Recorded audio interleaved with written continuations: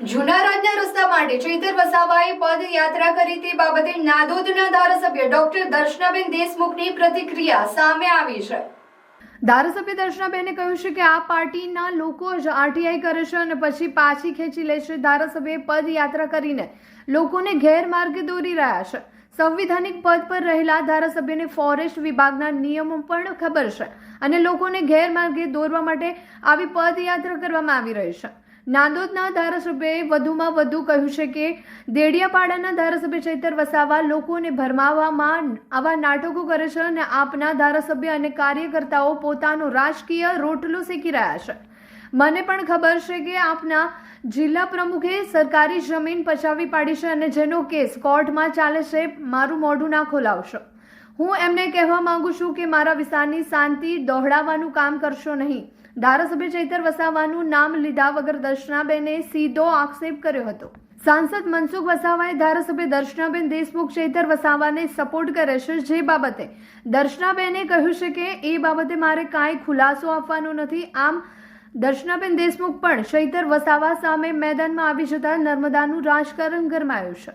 જેલમાંથી છૂટ્યા પછી મોવીજી સભા કરી, એમાં સ્પષ્ટ કીધું કે એક આઈપીએસ અધિકારી મને ફિટ કરવામાં મદદ બહુ તાકાત લગાડી અને ભાજપના કેટલાક નેતાઓએ સખત મહેનત કરી મને જેલમાં મૂકી રાખવા માટે, પરંતુ ભાજપના કેટલાક નેતાઓએ મને મદદ પણ કરી છે। હવે મેં આજે જિલ્લાના લોકોને, પાર્ટીના લોકોને કીધું કે ચૈતન્ય મદદ કરનાર જિલ્લાના કયા લોકો શોધો ભાઈ। મને તો ખબર છે દર્શનાબેન જેવા લોકો ચૈતન્ય મદદ કરી રહ્યા છે। જો દેખીતી વાત છે, મેં આજે કાર્યકર્તાને એ જ વાત કરી કે ચૈતરભાઈને ભાજપમાં આવવું હશે કે નહીં આવું એ સમય બતાવશે, જ્યારે આવું। પણ કેટલાક લોકોને ચૈતરભાઈ લોલીપોપ આવે છે। ચૈતરભાઈ કેટલાક લોકોને જે પહેલાં જે ઉપર લઈ ગયા હતા ને, અમારા પ્રકાશભાઈ દેસાઈ અને રીતેશભાઈ ઘનશ્યામભાઈ પટેલ લઈ ગયા હતા, એ રીતના હવે દર્શનાબેન લાગ્યા છે કે ચૈતરભાઈ ભાજપમાં જોડી દઉં। એ ચૈતરભાઈ લોલીપોપ, ચૈતર ભાજપમાં ક્યારેય આવવાનું નથી, ઉલટું ભાજપને નુકસાન કરશે, એ આ લોકોએ સમજવાની જરૂર છે। મનસુખભાઈએ જે આજે મીડિયા સમક્ષ સ્ટેટમેન્ટ આપ્યું છે, એક સાંસદ તરીકે, એક જવાબદાર વ્યક્તિ તરીકે આ પાયા વિહોણી વાતો એમણે કરી છે।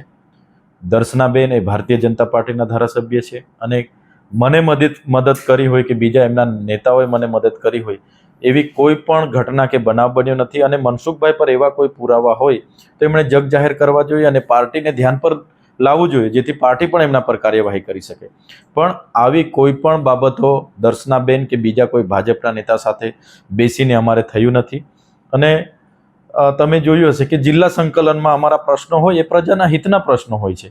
ઘણીવાર મારા પ્રશ્નોમાં મનસુખભાઈ વસાવા પણ અમને સમર્થન કરતા હોય છે, એ પ્રકારે દર્શનાબેનના પ્રશ્નોમાં હું પણ સમર્થન કરતો હોઉં છું અને મારા પ્રશ્નોમાં એ લોકો પણ સમર્થન આપતા હોય છે। પણ તે જનતાના હિતના પ્રશ્નોની વાત હોય ત્યારે અમે બધા એક અધિકારીઓને સાથે રહીને રજૂઆત કરતા હોય છે। પણ પોલિટિકલી રીતે દર્શનાબેન કે ભારતીય જનતા પાર્ટીના કોઈ પણ નેતાનો મને સપોર્ટ છે એવું પાયાવિહોણી સ્ટેટમેન્ટ મનસુખભાઈ આપ્યું છે।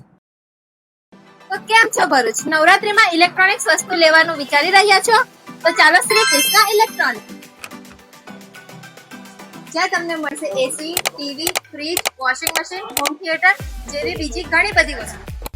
નવરાત્રીમાં ક્રેડિટ કાર્ડ ઉપર અપ ટુ 26% ઇન્સ્ટન્ટ કેશબેક અને બજાજ ફાઇનાન્સમાં 1 EMI બેક અને સાથે સાથે એશ્યોર ગિફ્ટ પણ મળશે।